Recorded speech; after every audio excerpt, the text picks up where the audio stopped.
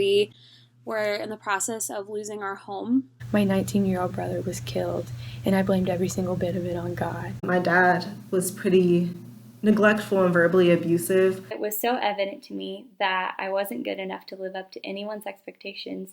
I guess you could say I was the typical party girl. Every picture I took, I didn't want to look because I knew I wouldn't like what I would see. I wanted to be recognized, to be appreciated, and even validated. Really found my worth and felt loved by people was when people noticed me and gave me attention. I was putting something else in the place of God, which was achievement, which was academic success. I didn't believe that there was a God. I was in charge of my life, not God. I just didn't understand, how can God be good when I'm just so unhappy? Everything in my life just felt like it was falling apart. Everything I had done was now facing me.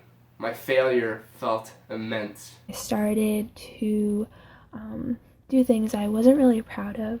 I turned to pornography for self-worth and for pleasure. I was sitting alone in my dorm room and was just kind of thinking through how I got here.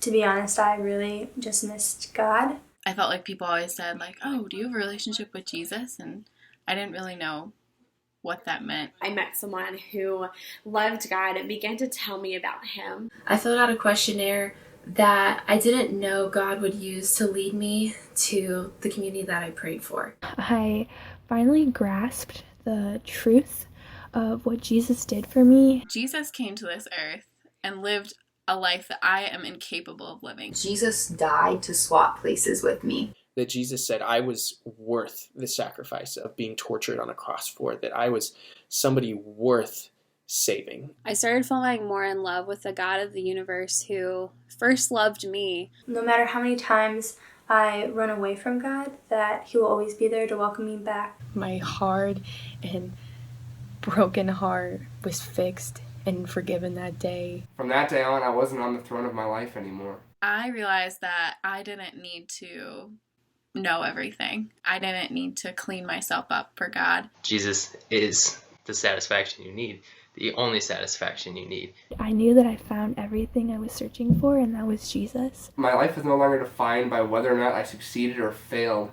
Perfection will never be possible for me or anyone else. I no longer have to pretend to have it all together or to be happy all the time. I can rest on the solid ground that Jesus sees me as worthy. What happened to me doesn't mean that he doesn't love me and that he doesn't care about me. I'm broken and ridiculous, and I don't need to act like I'm anything else for God. Now, when I look in the mirror, I like myself. I like the person that God created me to be. It doesn't matter how insecure I feel. I know at the end of my day, my God loves me. That was the 180 difference for me, that I could run so hard and so far from somebody and that they would still pursue me. That's a relationship that I want for everyone. Now I'm treasured more than I know. So before I accepted Jesus, I was always striving for something but never really catching it.